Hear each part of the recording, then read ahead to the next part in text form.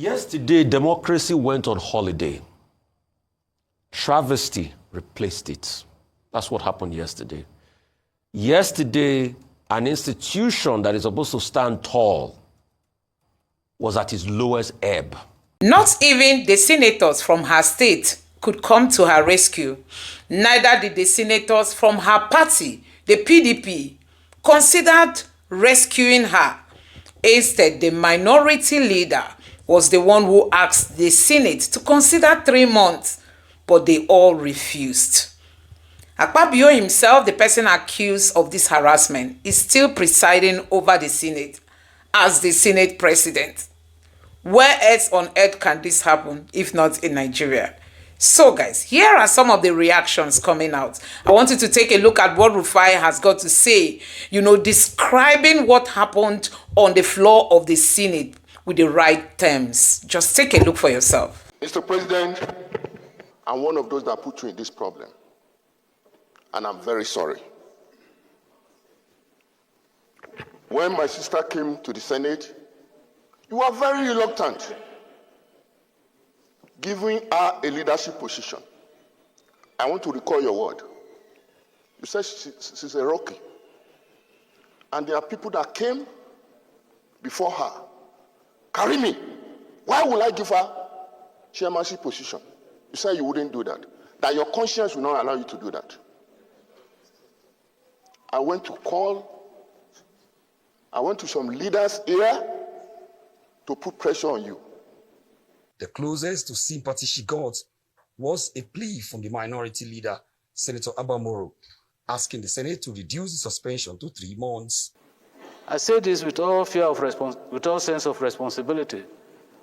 But I think that with what has been canvassed here and the unanimity of senators on the gravity of these incidents, on the integrity of this institution, that 3 months is sufficient for some level of restitution. Abamoro's appeal was flatly rejected in the face of fierce opposition by senators, including those from our People's Democratic Party, PDP, calling on the Senate to unleash its powers on her to serve as a deterrent. The past 2 weeks, the integrity has gone down just because of mere trivial matter of allocating seat and so on. We don't want to know what is undercurrent. God so kind, those people who push you to assist, they have confessed. And I have prayed for him that may God forgive him and Jubril. Even the plea not to withdraw her security details was equally thrown out. Natasha Akpoti-Uduaghan could, however, get a reprieve and return to the Senate much earlier if she apologizes in a written letter to the leadership of the Senate.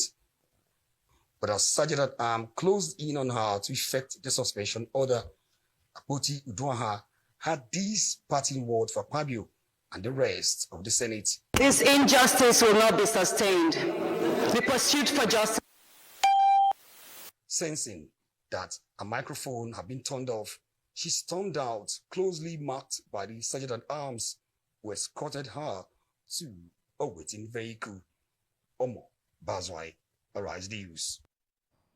Right. I don't know if we would say that this sums up the case that we've been following in the last few weeks or just begins a new setup. Of course, you've seen the main report, as Omo has said, that Senator Natasha Akpoti-Uduaghan has been given a 6-month suspension as recommended by the Senate Ethics Committee. Your take on this story, Rufai?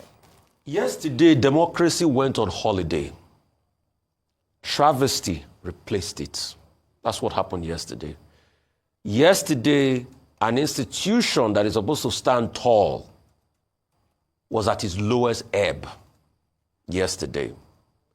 Yesterday, we had the Senate violate a court order because they wanted to nail Senator Natasha Akpoti.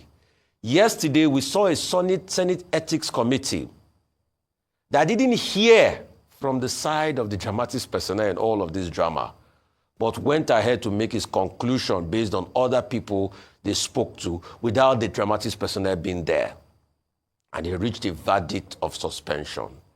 Yesterday, we saw a Senate that tried to sidestep a very important issue as regards the sexual harassment case raised against the Senate President, Senator Godswill Akpabio.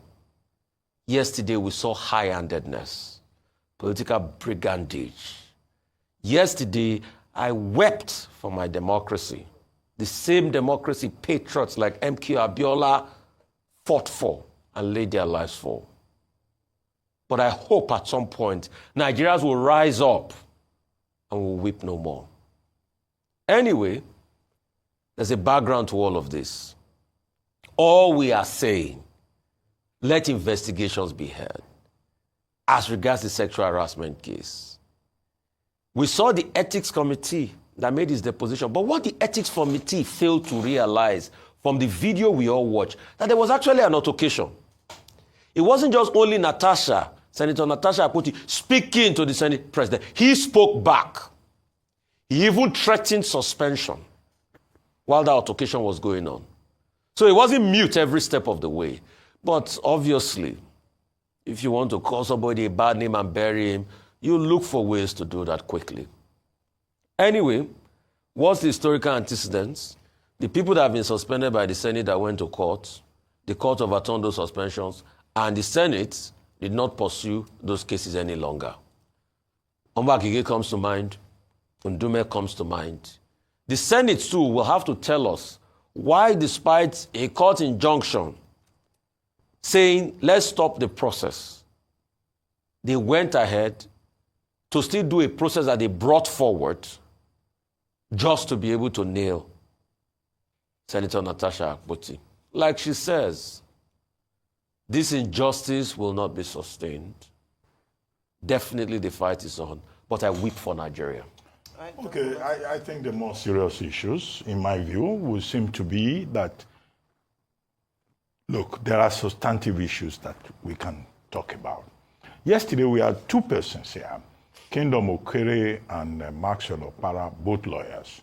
While I was giving a summary of their submissions, I said both of them are dealt largely with the procedural and adjectival issues within the province of law in this particular case. It will appear that the Senate of the Federal Republic, the Committee on Public Petitions, Ethics and Privileges, has taken the technical procedural route to say that if you are a member of an organization, an institution, you are bound by the rules of that organization.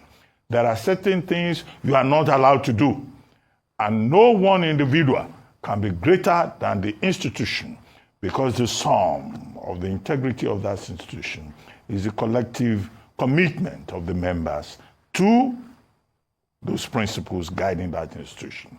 And it was in that regard, as I said, in many respects, Senator Napoti Uduaghan who seem to have violated some rules of, power, some laws of power, as defined in 48 Laws of Power by Robert Greene.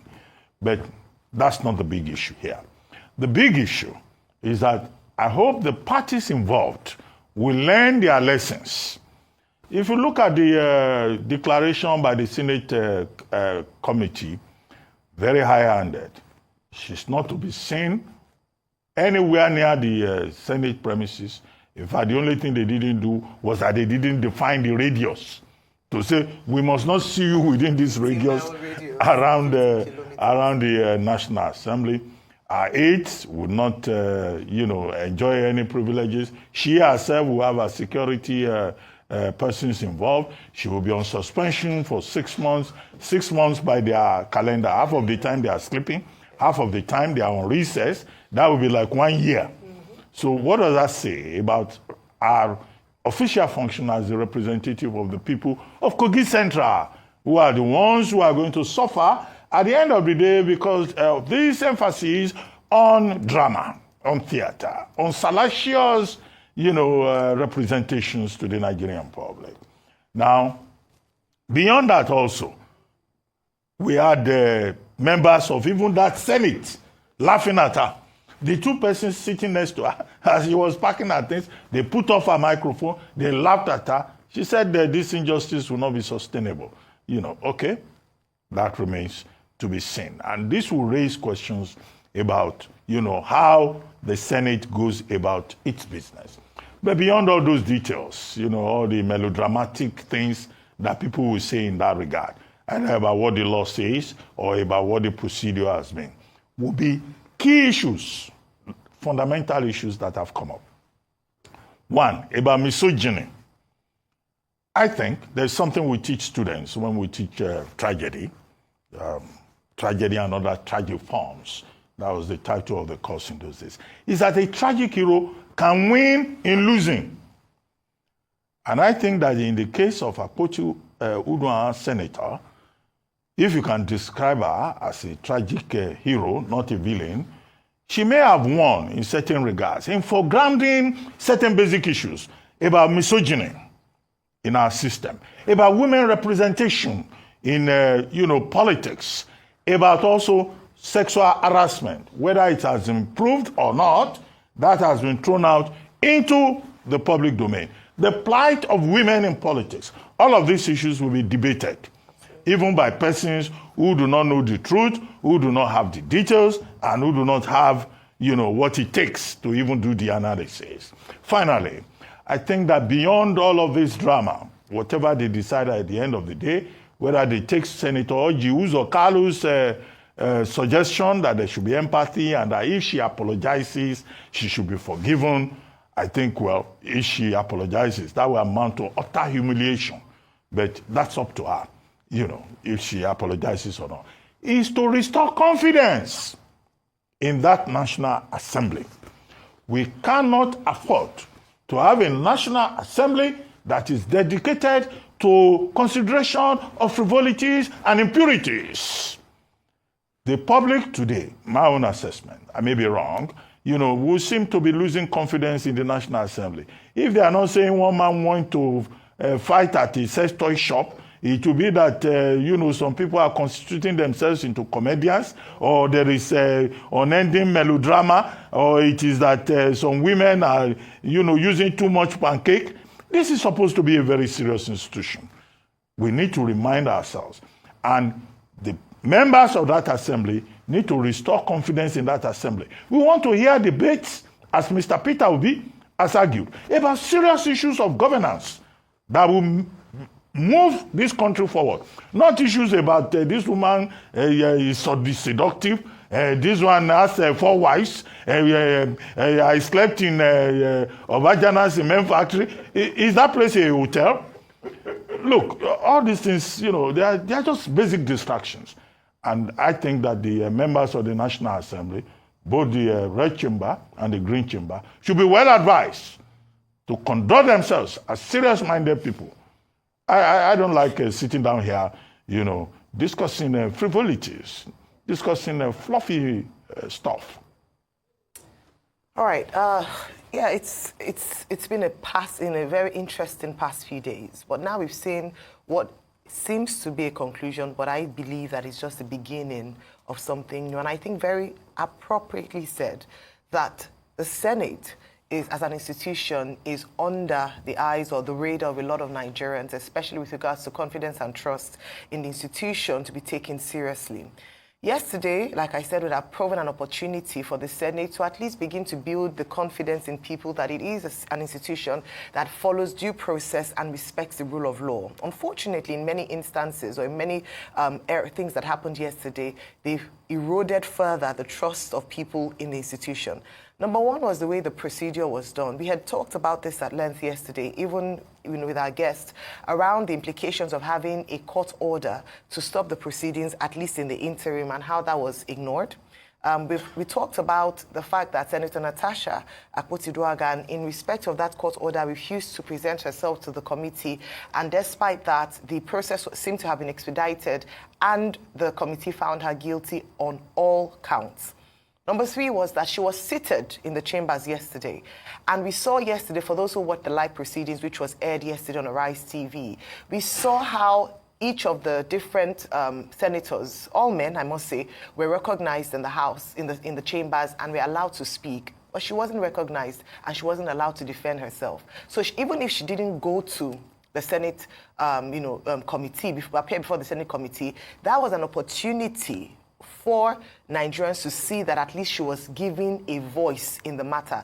You cannot be judged or brought before a panel and your voice is not heard at all to consider, even if it's just for the optics. Now, talking about optics, something else that a number of people challenged was the fact that the Senate president, who is a principal actor in all of this, was the judge and jury in his own case. He was the one who presided, despite the calls by notable Nigerians that in the way that the president of the 8th Assembly had done to recuse himself, even if it's just for the optics.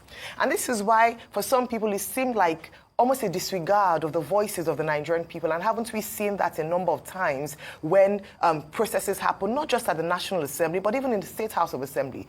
Remember, I talked about how in Lagos State, the people were just onlookers and just viewers as the shows played out without the consideration of the constituents that they sit there on the mandate on which they sit in the chambers to represent. So that was quite unfortunate. But what I would say is that as we continue to take on this matter, is that I keep emphasizing the fact that when it comes to women, now we have one less woman out of the 4 women in the Senate, at least if the suspension goes through. It means we now have only 3 voices of women in the House, in the chambers. Second of all is that the Kogi Central voices has been silenced. And then we then talk about the legality of that, especially citing the case of Omar Agege, where the court ruled that even if the Senate was meant to suspend, they cannot suspend beyond 14 days. That's another thing that would be looked into in terms of the legality of that pronounced suspension. The final thing I would say is that, yes, people might say that, oh, she lost yesterday, that's Senator Akpabio, but sometimes you lose the battle to win the war.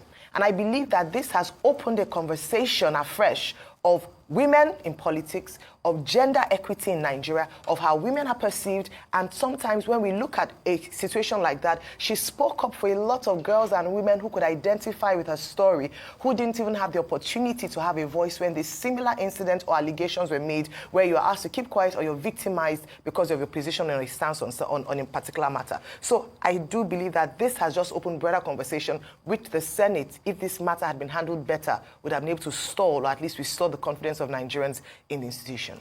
So guys, when people say democracy was murdered, it's not just, an exaggeration. They are not trying to paint world. I mean, democracy was murdered. A woman came out crying out that she has been going through this harassment for a long time.